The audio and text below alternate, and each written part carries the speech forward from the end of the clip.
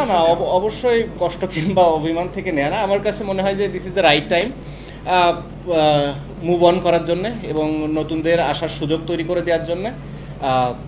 At the same time টি-20তেও আমার আসলে একই ধরনের চিন্তা, বা আমি হয়তো এটা অপ্রাসঙ্গিক হলেও বলে ফেলতে চাই, কারণ হচ্ছে টি-20 নিয়েও আমাদের কথা হয়েছে, সিলেক্টর এবং প্রেসিডেন্ট বোর্ডের সবার সাথে এটা নিয়েও আমি কথা বলেছি যে আমার কাছে মনে হয় this is the right time যে টি-20 থেকেও আমি মুভ অন করি এবং আপাতত নেক্সট যে কিছু সিরিজগুলো আছে কিছু নতুন প্লেয়ার আসুক, নতুন প্লেয়ারদের সুযোগ দেওয়া হোক।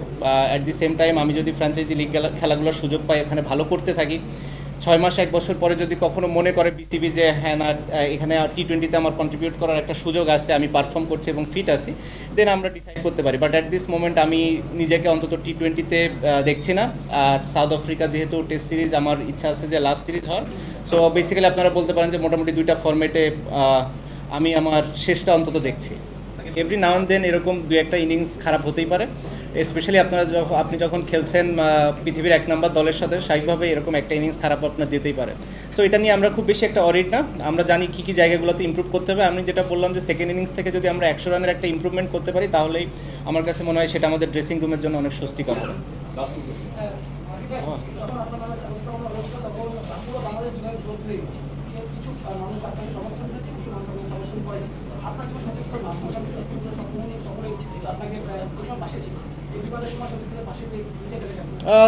I'm grateful to them, thankful to them.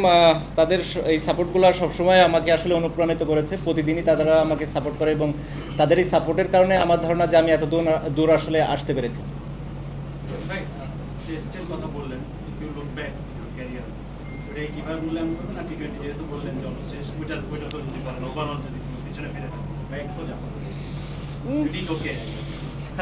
I think I have done reasonably okay.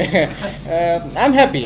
It's just I don't have any regrets. আমার কোনো ওরকম লাইফে রিগ্রেটস কখনো ছিল না, এখনও নাই। আমি যতদিন এনজয় করেছি, আমি ক্রিকেট খেলেছি এবং আমার কাছে মনে হয়েছে যে এটা রাইট টাইম আমার জন্য, এবং সে কারণে আসলে এই ডিসিশনগুলো নেওয়া, এবং এটা বোর্ডের সাথে, সিলেক্টরদের সাথে, কোচ, ক্যাপ্টেন সবার সাথে ডিসকাস করেই নেওয়া হয়েছে এবং তারা সবাই বুঝতে পেরেছে আমার সিচুয়েশনটা এবং তারাও এটা ফিল করে যে না, this is the right thing to do. I hope so. So 9 more T20 ODI